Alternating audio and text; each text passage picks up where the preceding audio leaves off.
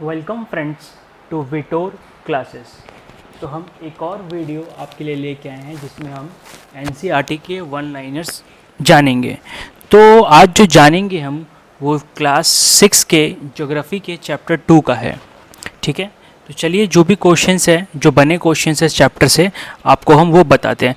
देखिए, ये वीडियो ऐसा नहीं है कि आपको समझाने के लिए, ये वीडियो ऐसा है कि जो क्वेश्चंस बन रहे हैं आपको याद करने के लिए। हालांकि हर जितने टाइप्स होंगे मैं समझाने की कोशिश करूंगा पूरे का पूरा, पर ये मेनली याद करने के लिए है। ठीक है, तो चलिए हम देखते हैं। तो हमारा पहला लाइनर क्या है? What is the true model of earth? Globe.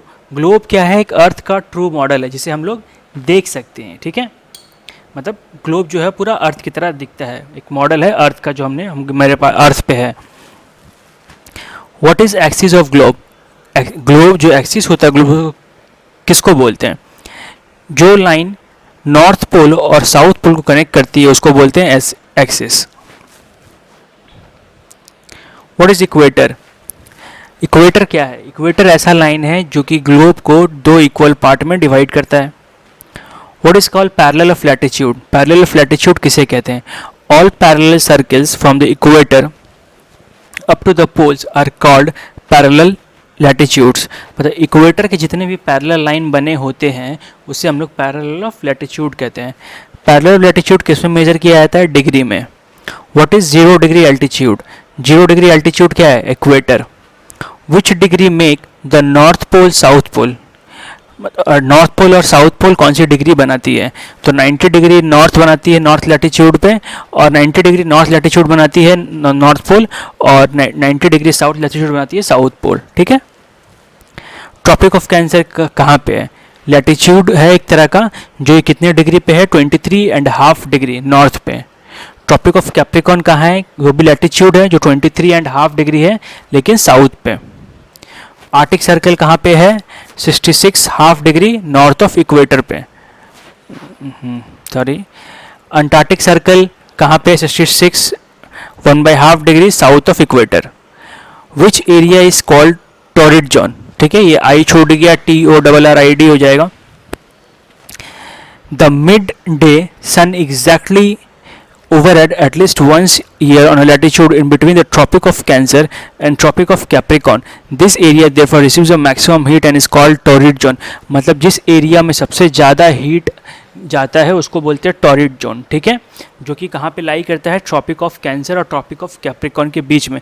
ऐसा क्यों होता है? क्योंकि एक बार मिड डे सन, एक बार हमेशा हर साल ऐसा होता है कि पूरा का पूरा सन का गर्मी वहाँ पे जाता है। ठीक है,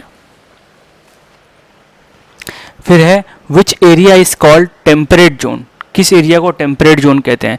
the mid day sun never shines overhead any latitude beyond the tropic of cancer and tropic of capricorn. तो ट्रॉपिक ऑफ कैंसर और ट्रॉपिक ऑफ कैप्रिकॉर्न के ऊपर और नीचे कभी भी धूप नहीं पहुंचता है। The angle of sun rays gone decreasing towards pole, जो पहुंचने का जो रेज होता है वो हमेशा कम होते जाता है, जिसके कारण से वो नहीं पहुंच पाता है। As such the area is bounded by the tropic of cancer arctic circle in the northern hemisphere, tropic of capricorn antarctic in southern hemisphere have moderate temperature. तो जहाँ पे ये ऐसा होता है वो कौन सा एरिया है?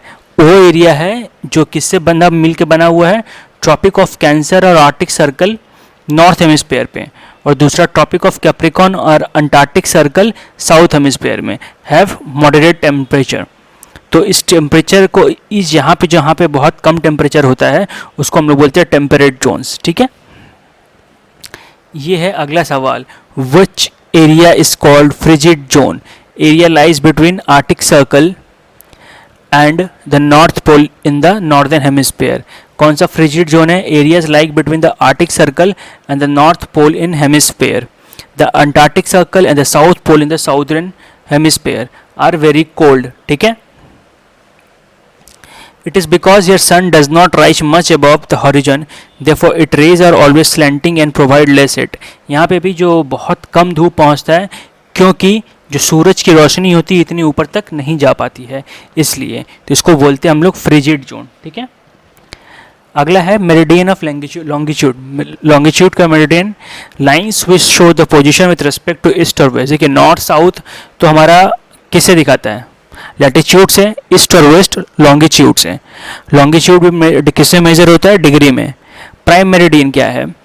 It was difficult to number the meridians, मतलब कितने सारे मेरिडियन नंबर डिफिकल्ट हो जा रहा था।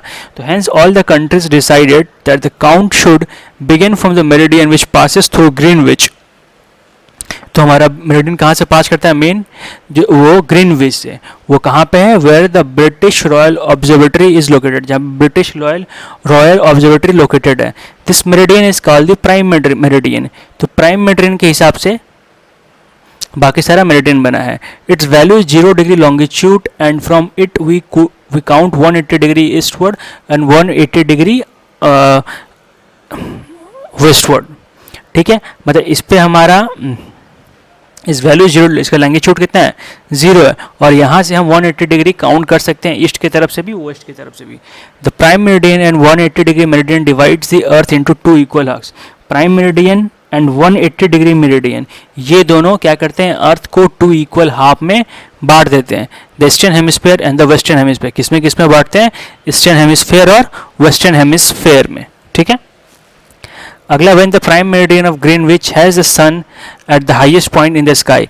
जब प्राइम मेरिडियन ऑफ ग्रीनविच में जो सन होता है has the highest point in the sky, all the places along this meridian have a mid day और मून। जब इस ऐसा कंडीशन होगा कि प्राइम मेरिडियन ऑफ ग्रीनविच जो है ऐसा जगह हो, prime meridian has the sun at the highest point the sky, sun सबसे हाईएस्ट पॉइंट पे स्काई पे होगा प्राइम मेरिडियन ग्रीनविच पर, तो all the places along with meridian will be mid day. जितना भी प्लेस है मेरिडियन के अगल बगल सब कुछ, वहाँ पे चाहे तो मिड डे होगा या नून होगा, तो 12 बजेगा या 12 ही बजेगा।